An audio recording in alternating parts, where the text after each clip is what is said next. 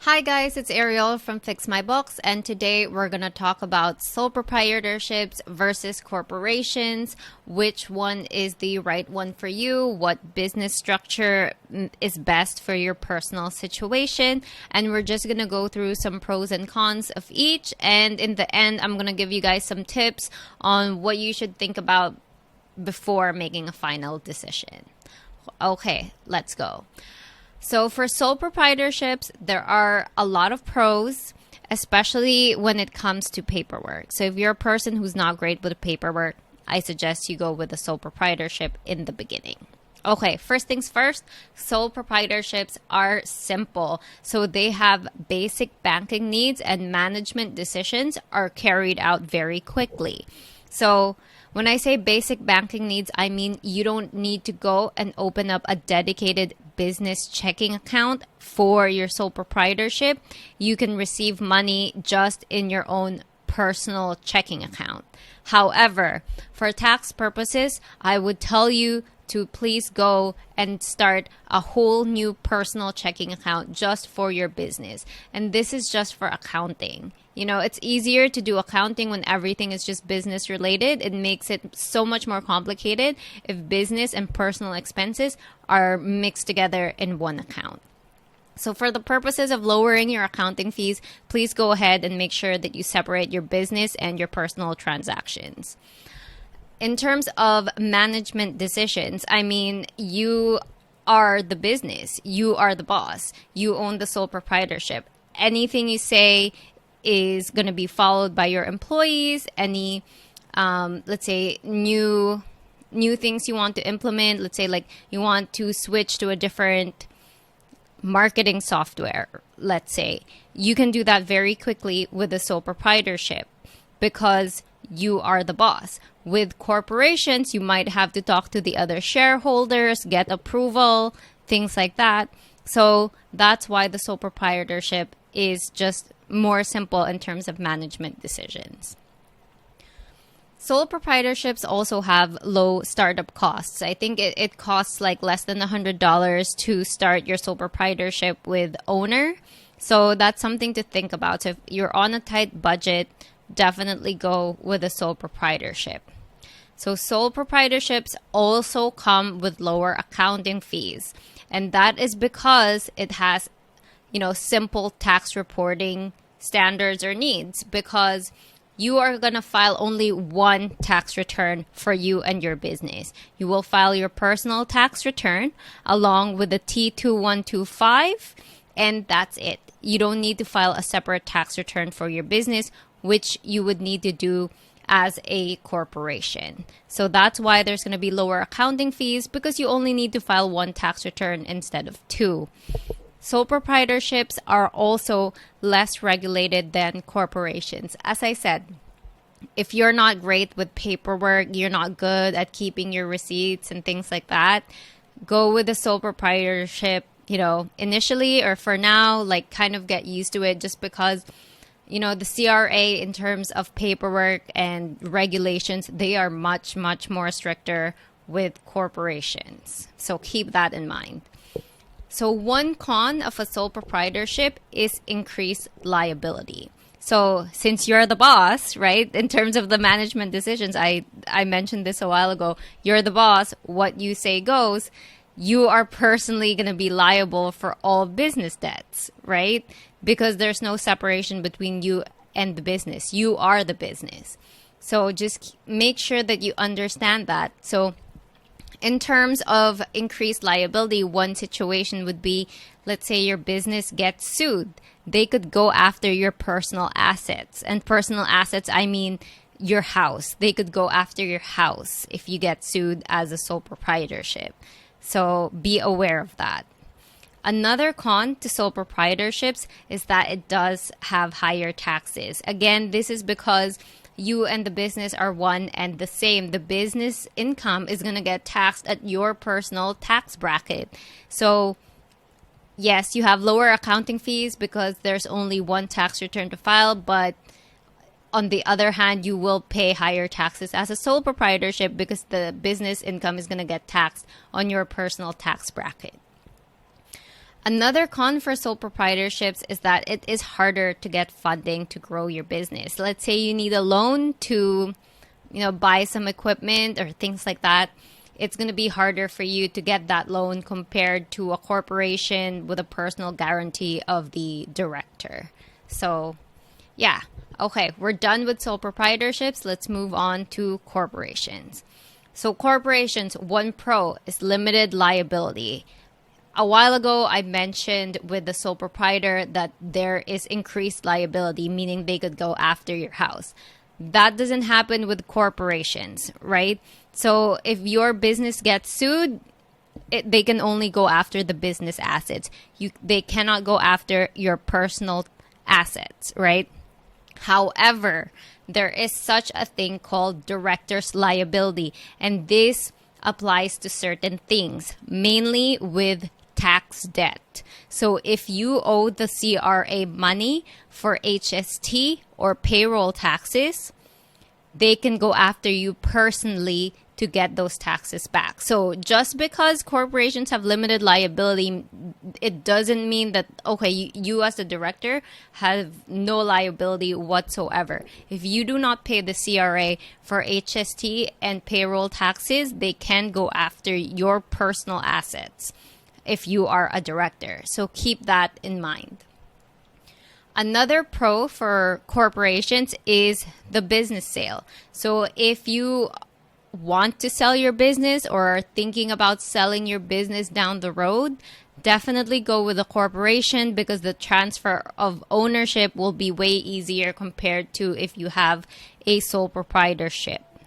Okay? It's also easier to get funding for corporations. Again, with the same situation as a while ago, let's say you need the money to buy some equipment for your business. It will be easier for you to get funding as a corporation. They might ask for a personal guarantee from the director, which is you, but you will definitely have an easier time. So corporations also pay lower taxes. Because they pay lower taxes, the CRA is much more strict when it comes to corporations. So think about it this way. Sole proprietor, less strict, higher taxes. Corporations, more strict, lower taxes. Each business structure comes with pros and cons, but just know that because of the more favorable treatment of income taxes or corporate income tax, it is going to come with increased regulation and scrutiny from the CRA. So one thing is that CCPCs or Canadian controlled private corporations who are eligible for the small business deduction, this just means that your corporation is owned by a Canadian permanent resident or citizen, 50% or more of the business, and the net profit is less than $500,000 a year. So if that's you, then you're going to be eligible for the small business deduction, which means you're only going to pay around 13% corporate income taxes on your net profit. And that's way lower than the corporations without the small business deduction. So corporations without the small business deduction pay around 26%, but if you do get the small business deduction, you're going to pay around 13%. So just keep that in mind. Having a CCPC with small business deductions is really the best way to go. Another pro for corporations is that it has business name protection and it allows for income splitting. So income splitting just means that you can put your spouse or children as shareholders of the corporation. So instead of all the dividends or payroll going to you personally as the business owner, you can put them in your corporation so you can split the income so your personal tax bracket won't be pushed too high, right?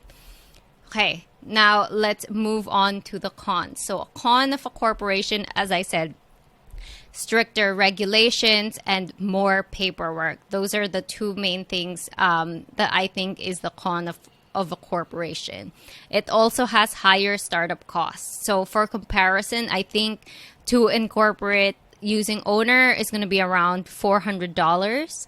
And to start a sole proprietorship is around $100. So there's a big difference between just starting the businesses, the startup costs. So corporations also come with higher accounting fees. And this is because you have to file 2 tax returns, one for you as the business owner and one for the corporations. And I advise you, whoever is going to file your corporate tax return should be the one to file your personal tax return, because they are going to have more insight in terms of your business operations and will be able to plan accordingly. So they could, since they know how your business is going, they could tell you, okay, declare this much in dividends, so this how much you can take in payroll and things like that. They would be, they would have an overview of your whole business and your personal taxes instead of just seeing your business. So make sure that whoever is going to file your corporate tax return is also going to file your personal tax return. It's going to save you a lot of headache down the road, and you'll get better tax planning. So like what I said a while ago, it's more complicated tax reporting, because you're going to have your own personal income tax and then you're going to have your corporate income tax. So those are 2 different types of taxes that you would need to pay. Again, this is because the corporation is a separate entity from you. So with the sole proprietorship, you and the business are one and the same. With the corporation, you and the business, you're 2 different entities. So in the eyes of the CRA, the business is totally separate from you. That's why the business has to pay its own taxes, right?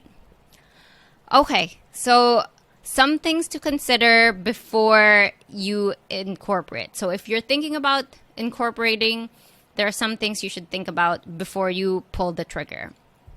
So consider the net profit and not the revenue. So the net profit is what you get taxed on. So if you're thinking, oh yeah, like I have revenue of $1 million and I need to incorporate, not necessarily. Even if you have, let's say, $1 million revenue, if your net profit is only $50,000, it might not be worth it for you to incorporate. So make sure that the net profit is what you're considering, the bottom line, and not the revenue or the sales when you're considering incorporating.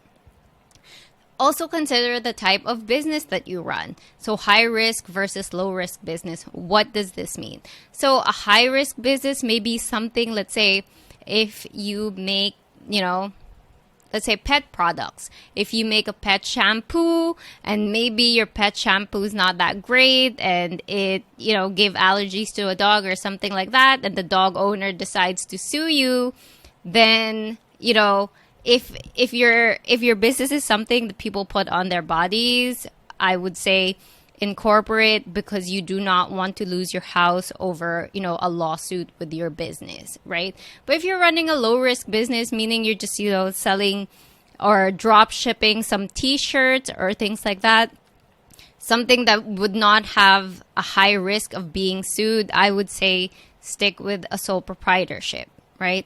Also think about the way you manage your business. So if you're a person who just takes all the money out of the company, I would say just stay as a sole proprietor, just because if you take the money out of your company, it's going to get taxed at your personal income tax anyways. There are really not going to be any tax benefits with incorporating. Incorporating is only great if you're going to leave the money in your business.